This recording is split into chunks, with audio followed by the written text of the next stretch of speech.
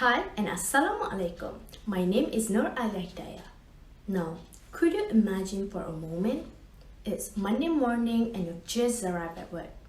When you reach your workstation, you notice an envelope with the company's logo and your name on it. You open the envelope, take out the letter and congratulations, you've been promoted. What would your reaction be? Wouldn't it be joyfully happy? However, when you further read the letter, you realize that you will be sent to a new office with a new position and a new location. You'll be working with new colleagues from various backgrounds and cultures. And suddenly, you are speechless. You weren't sure how to respond to the promotion since you didn't know how to communicate with these new people. This is what we refer to as a culture barrier. Since one is fearful of being subjected to stereotypes and sensitivities, one may avoid relocating to new places and working with new people. Do you recall when people say communication is the key? That is what I plan to argue today. I'll bring up the importance of intercultural communication from social and business aspects. To begin, intercultural communication will stimulate positive and healthier communities. In this context, I refer to healthy communities as those that have a high degree of tolerance, respect, and high sense of togetherness. When the thirst for knowledge about different cultures outweighs the resistance to accepting a new culture, a move toward healthier societies is achievable. Can you imagine how calm and peaceful our world would be if this happened?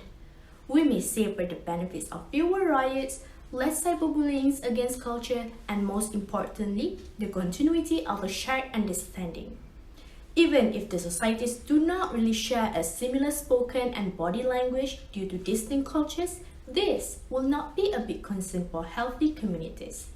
In fact, we cannot change the reality that individuals will differ from one another.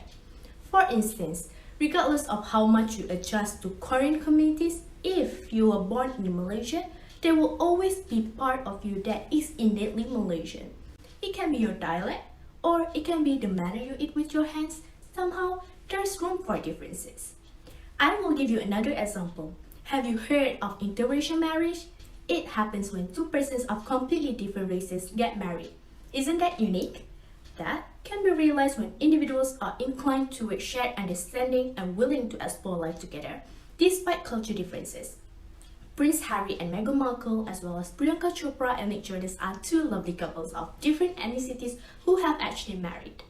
Love, affection, and effective communication can overcome any culture clash.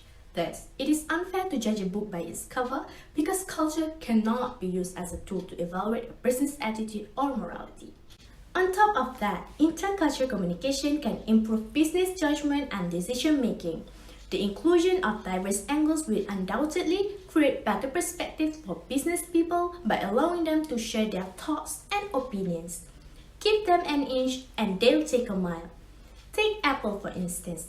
Apple is unquestionably a large corporation with a long remarkable accomplishments. Do you ever wonder how Apple can be so successful in the smartphone industry despite the fact that it is still behind Samsung and Huawei in terms of market share? Apple stated firmly that they value every view expressed by the employees. Everybody belongs to Apple, every individual's voice is heard. And as of 2020, roughly 50% of Apple employees in the United States are from minority population groups. Hence, it is safe to say that a good business judgment can be accomplished through real teamwork among diverse employees. Misunderstandings and employees' dissatisfaction can be minimized. Employees that exercise strong and effective intercultural communication will be mindful of others' employees' cultural differences and will eventually reject stereotyping.